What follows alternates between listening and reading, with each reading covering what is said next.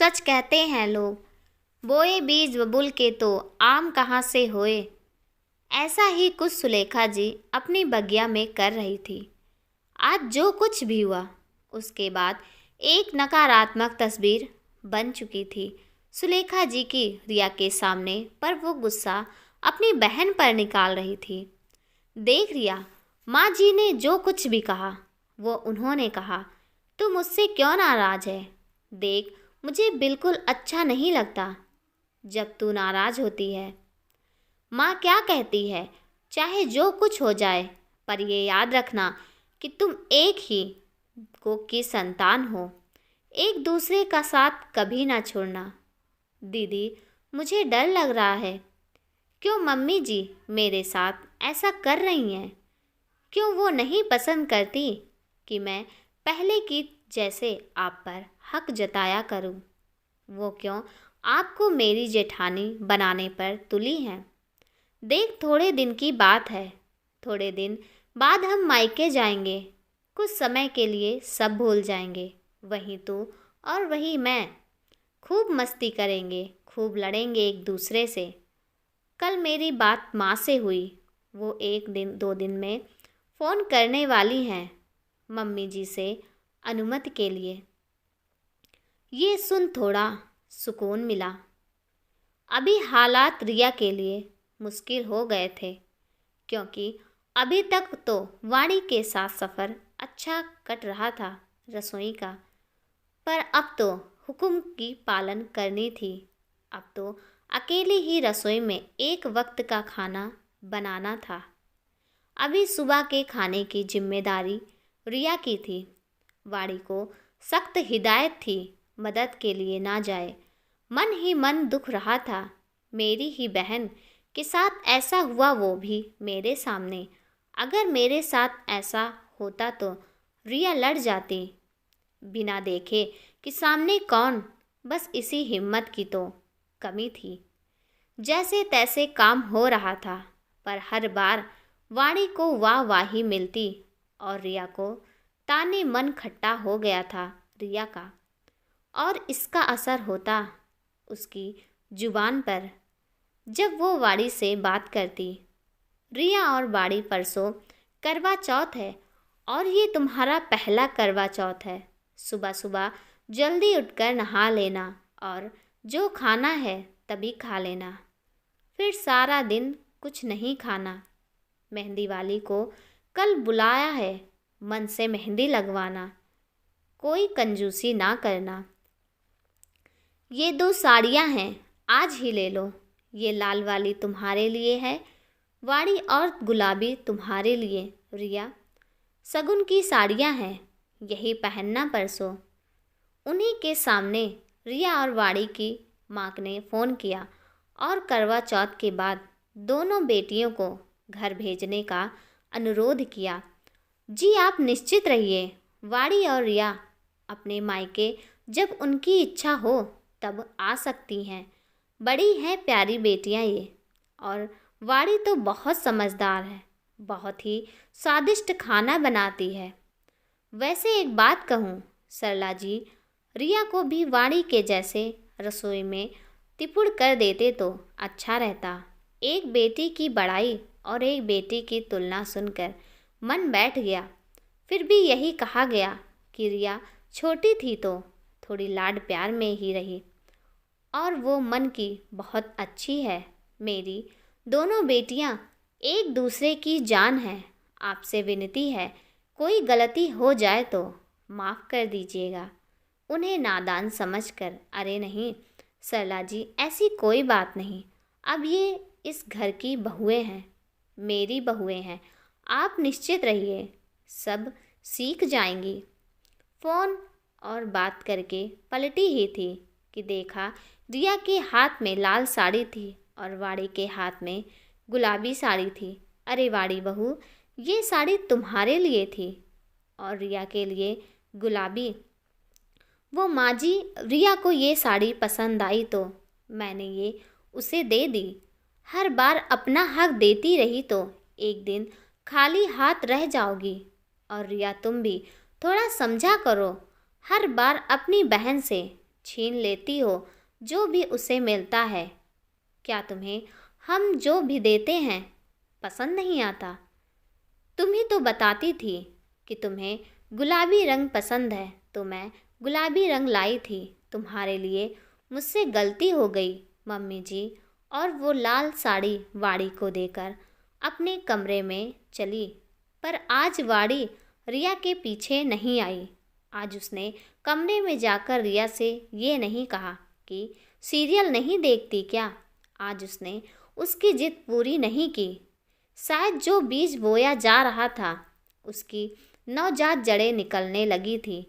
आज रिया इंतजार करते करते सो गई, पर वाड़ी नहीं आई। अगले दिन जब दोनों नीचे आई तो पता नहीं कैसी कसक थी दोनों के बीच। वो चमक जो रोज वो एक दूसरे को देखकर महसूस करती थी आज नहीं थी। आजकल की कोई बात का जिक्र नहीं हुआ। काम का जायजा खत्म हुआ। मेहंदी वाली आ गई। अच्छे से मेहंदी लगवाना। रिया सोच में डूब गई। पहले जब मायके में मेहंदी लगाने वाली आती थी तो कैसे मैं और दीदी उससे लड़ने लग जाते थे। तूने दीदी की ज़्यादा अच्छी लगाई है, मेरी नहीं। और सब हमारे मज़े लेते थे। माँ तो ये भी कहती थी अब से दोनों एक ही डिजाइन की मेहंदी लगवाना ताकि लड़ना ना पड़े। आज तो मेहंदी वाली आई थी। चुपचाप सन्नते के साथ एक सोफ़ा मेरा था और एक दीदी का। किसको कौन सी मेहंदी लगानी है वो भी हमें अलग अलग किताब से पढ़ना था। शाम तक दोनों के हाथ में मेहंदी लग गई थी और फिर दोनों अपने अपने कमरे में चली गई। अगले दिन करवा चौथ का व्रत खत्म हुआ और फिर हम रवाना हुए माँ के घर अपने पिता के साथ। अब उम्मीद थी कि एक दूसरे के साथ मन के सारे गिले शिकवे दूर होंगे। इतने दिन माँ से दूर रहे। रिया तो सरला जी से चिपक ही गई थी और फूट फूट के रो रही थी, जैसे बॉर्डर पर जंग जीत कर आई हो अपने आसियाने में वापस। माँ ने दोनों का पसंदीदा खाना बना के रखा था। माँ इस बार इस रिया को कम से कम खाना बनाना सिखा देना ताकि वहाँ पर मेरी नाक ना कटे। अब हर बार तो मैं इसके साथ नहीं रह सकती, इसका साथ देने। हाँ दीदी, मेरा साथ कौन देगा? आपकी प्यारी सासू माँ तो आपके साथ हरदम खड़ी होती हैं। बहुत तारीफ़ें बटोर लिया आपने। अरे रिया वाड़ी मेहंदी वाली आई हैं। हाँ तो थोड़ा तो मुझे लिहाज रखना था। यहाँ हम कैसे भी रह लें, पर वो ससुराल है। यहाँ माँ हर वक्त तैयार होती है हर गलती माफ़ करने को। वहाँ गलतियों को बढ़ा चढ़ा के दिखाया जाता है। माँ के सामने थी जो देख रही थी। आज मेरी दोनों बेटियाँ नहीं, देवरानी और जेठानी खड़ी थी जो बहस कर रही थी। इसी बात का डर था। जब ये शादी का रिश्ता आया था अब मन घबरा रहा था कि कहीं ये छोटी छोटी बातें कहीं बड़े झगड़े की वजह ना बन जाए। मायके में थोड़े दिन बीते तो गिले शिकवे मिटने लगे। वही रिया और वाणी की अनकही बातें वो रात रात भर जाकर एक दूसरे के साथ योजना बनाना शुरू हुआ। सुबह सुबह राघव का फ़ोन वाणी को आया। वाणी, मुझे बहुत बुरा लग रहा है बोलते हुए, पर क्या तुम घर आ सकती हो? माँ का पैर मुड़ गया है, मोच आई है, वो तुम्हें याद कर रही हैं। अरे क्या हुआ माँ जी को? अचानक ये भी कोई बुरा लगने की बात है? मैं आ जाऊंगी, मैं तुम्हें लेने आ जाऊंगा। रिया और सरला सामने ही थी। रिया को ये बात बुरी लगी कि ऐसे वक्त में माँ ने मुझे साथ आने को नहीं कहा। क्या उन्हें मुझ पर भरोसा नहीं? माँ, मैं बाद में आ जाऊंगी मिलने। माँ जी का पैर मुड़ गया है। हाँ बेटा, तुम्हारी वहाँ जिम्मेदारी ज़रूरी है, मैं तैयारी कर देती हूँ। रिया मुरझाई सी खड़ी थी।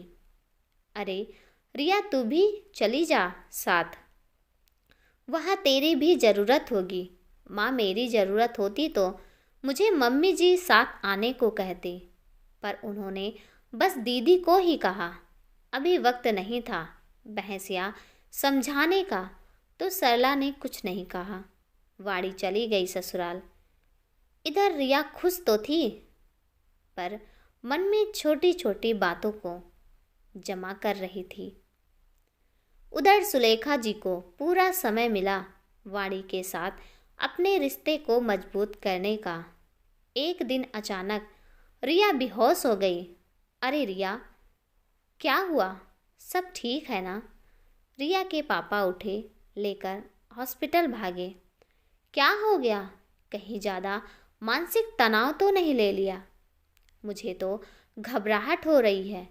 घबराओ मत सरला, हो सकता है कुछ खाया पिया नहीं हो।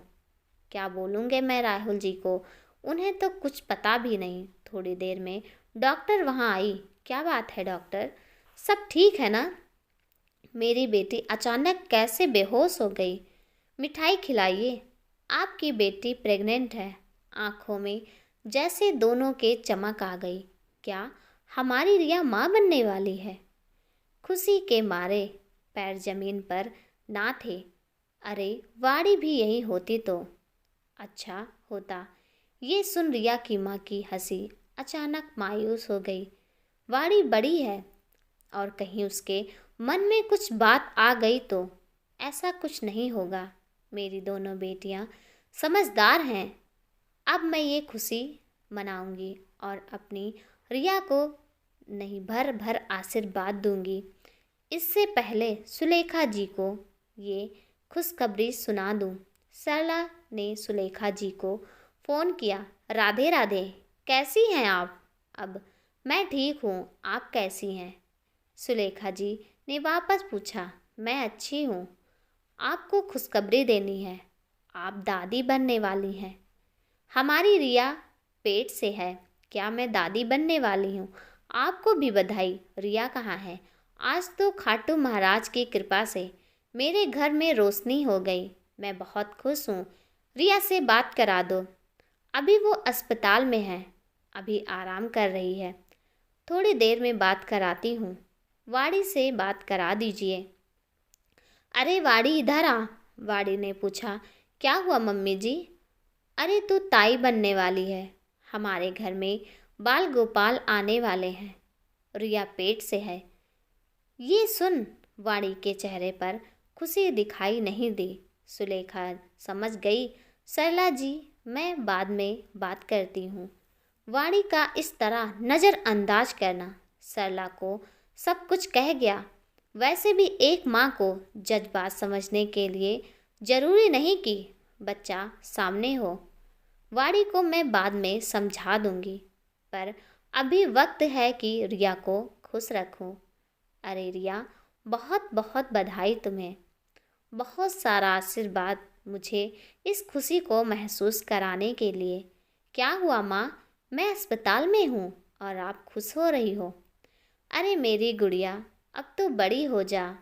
अब किसी और को भी संभालना है तुझे। मतलब मैं नानी बनने वाली हूँ और तुम माँ। क्या? एक हल्की सी मुस्कुराहट रिया के चेहरे पर उतर आई। आज तो सुलेखा जी के पांव जमीन पर नहीं हैं। इतनी बड़ी खुशखबरी मिली उन्हें। और दीदी? रिया ने अनचाहा सवाल किया। अरे वाणी तो खुशी से उछल रही थी। कह रही थी कि काश वो यहाँ तेरे पास होती। सच माँ, दीदी ने ऐसा बोला? हाँ, तो मैं झूठ बोलूँगी? थोड़े समय बाद रिया को डिस्चार्ज कर दिया। राहुल भी घर के लिए निकल गया था। दादी ने नज़र उतारी घर पर, जैसे खुशी जगमगा रही थी। बस कमी थी वाड़ी की, जिसे हर कोई महसूस कर रहा था। थोड़े समय बाद राहुल भी आ गए। सुलेखा बैग भर भर के जी आशीर्वाद के साथ मिठाइयाँ और तोहफे भेजे थे, पर सख्त हिदायत दी थी कि थोड़े दिन उसे मायके में ही रहने दे। सब बहुत खुश थे। थोड़े समय बाद रिया फिर ससुराल आ गई, पर इस बीच एक बार भी वाणी का फ़ोन उसे नहीं आया। उसका मन घबरा रहा था। सच तो था कि वह अभी नहीं चाहती थी उसे बच्चे की जिम्मेदारी उठानी पड़े, पर किसी का जन्म मरण तो रुके नहीं रुकता, शायद यही होना लिखा था। उधर रिया जब ससुराल पहुंची तो न केवल वहां उसका नया सवेरा था, बल्कि नई खुशियां उसका इंतजार कर रही थी।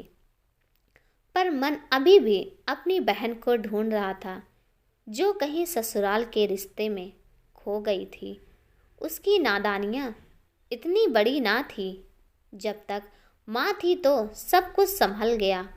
जहाँ माँ का आंचल उड़ा, वहीं बाहर की हवा ने रिश्तों का आशियाना बर्बाद हो गया।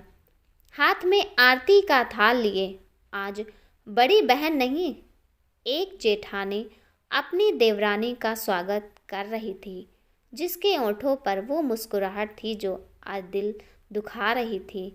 सुलेखा जी के तो पांव जमीन पर ही नहीं थे। सारा घर फूलों की महक से महक रहा था। सब अपनी अपनी खुशी का अपने अपने तरीके से जता रहे थे।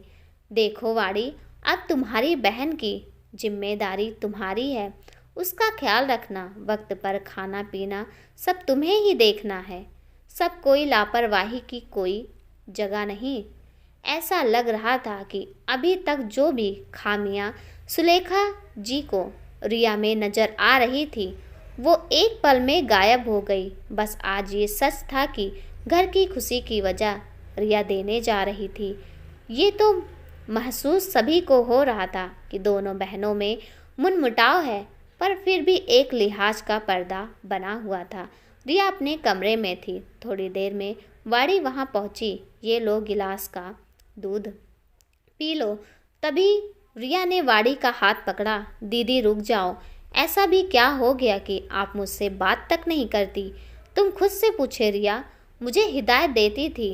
दीदी, अभी मुझे बच्चे नहीं पालने, मैं तो अपनी ज़िंदगी इंजॉय करना चाहती हूँ। तेरी बातों पर अमन करके मैं भी ज़िंदगी के मज़े लेने चली थी, पर तू तो छुपी रुस्तम निकली, चौके पर छक्का मार गई। सच कहती थी माँ जी कि किसी को इतना भी अपना हक मत लेने दो कि उसे आदत हो जाए तुम्हारा हक छीनने की। माँ जी कहती थी, तू बड़ी बहू है, तेरा हक है कि पहले तू खुशखबरी दे। काश मैंने तेरी बात पर अमल नहीं किया होता। दीदी, मेरी बात सुनो, ऐसा नहीं था। वो कुछ बोल पाती इससे पहले ही वाड़ी हाथ छुड़ाकर चली गई। वक्त बीत रहा था। हर खुशी घर वाले रिया की कदमों में बिछाए थे, फिर भी वो अपनी बहन को सामने होते हुए ढूंढ रही थी, पर वो चाहकर भी नहीं ढूंढ पा रही थी। ना जाने क्यों सुलेखा जी को सब खबर थी।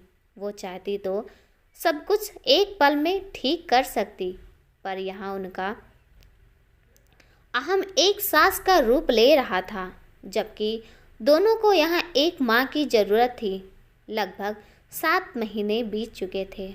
वाड़ी ने राघव को डॉक्टर के पास साथ चलने को कहा। राघव भी चाहता था कि खुशी वो भी महसूस करे। आखिर अपना बच्चा अपना होता है। वाणी ने ये बात सुलेखा को भी बताई।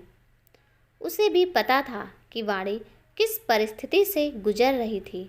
ठीक है, अब दिखा ही दो डॉक्टर को तो अच्छा है। मैं तो पहले ही कहती थी कि इन मामलों में देर नहीं करनी चाहिए। अब देखो, रिया तुमसे छोटी है, पर इस मामले में बिल्कुल देर नहीं की। यहाँ उसने समझदारी दिखाई। भले उसे घर गृहस्थी चलाना नहीं आता, ये सुनने का मन अभी वाणी का नहीं था, पर कुछ कहने की हिम्मत भी नहीं थी।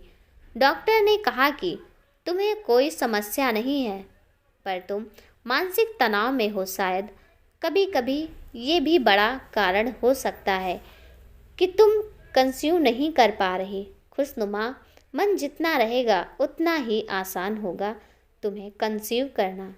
राघव ने भी पूछा, आखिर तुम्हें किस बात का मानसिक तनाव है?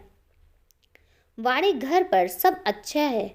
माँ भी तुम्हें कितना समझती है और रिया तो तुम्हारी बहन है, उससे ज़्यादा नज़दीक कौन हो सकता है?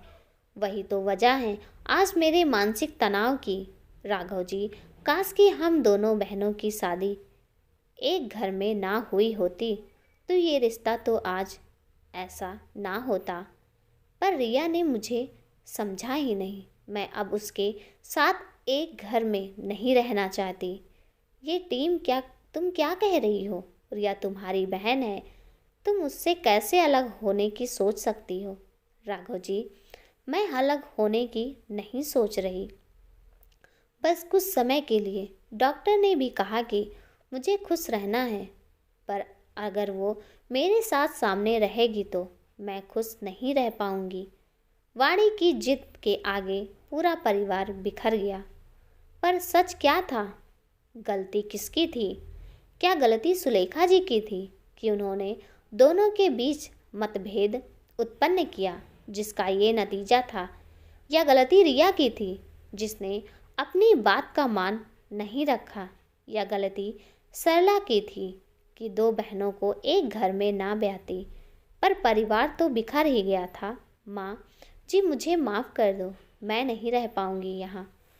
मैं अलग नहीं हो रही, बस कुछ समय के लिए उदयपुर वाले घर में शिफ्ट होना चाहती हूँ, ताकि खुशनुमा माहौल होगा तो मैं भी इस घर के वंश को आगे बढ़ा सकूँ।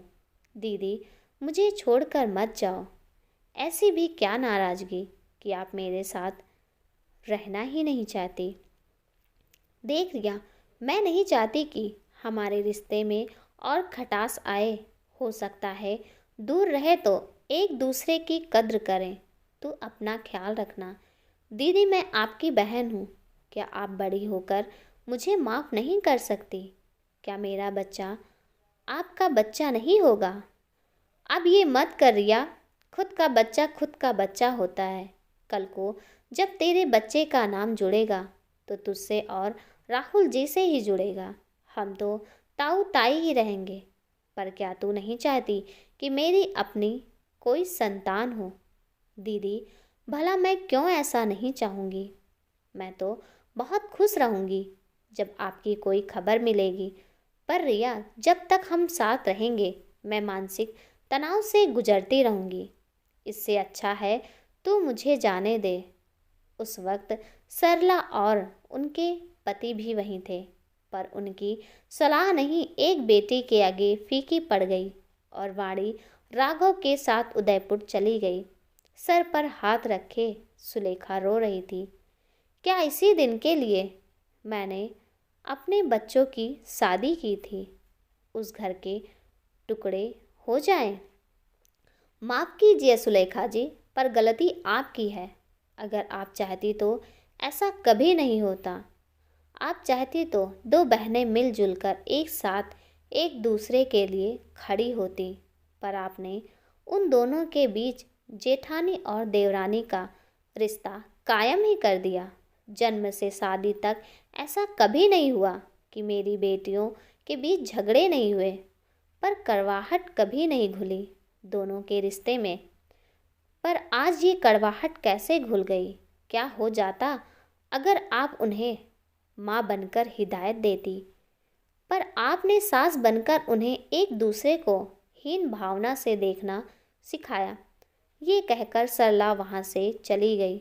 वाणी उदयपुर में बस गई, पर वहाँ भी वो जिस सुकून को ढूंढ रही थी नहीं पाई, क्योंकि वो रिया से नहीं खुद से भाग रही थी। उसे लगता था कि रिया उसकी परेशानी की वजह है, पर रिया नहीं, वो खुद जेठानी के रूप में ढलने लगी थी।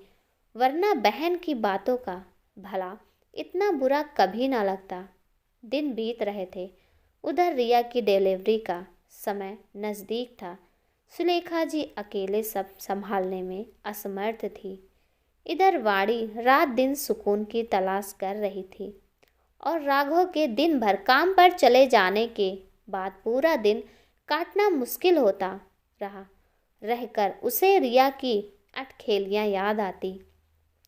वो गलती इतनी बड़ी भी नहीं थी जितना वाणी ने उस बात को बड़ा बना दिया था। रह रह कर पछतावा हो रहा था। तभी सुलेखा को खबर मिली, किसकी बड़ी बहन का बेटा उससे अलग हो गया है। जो बीज वो सुलेखा के मन में वो कर रही थी, वही बीज उसके अपने घर में बोया था, जिसके फल अब मिलने लगे थे।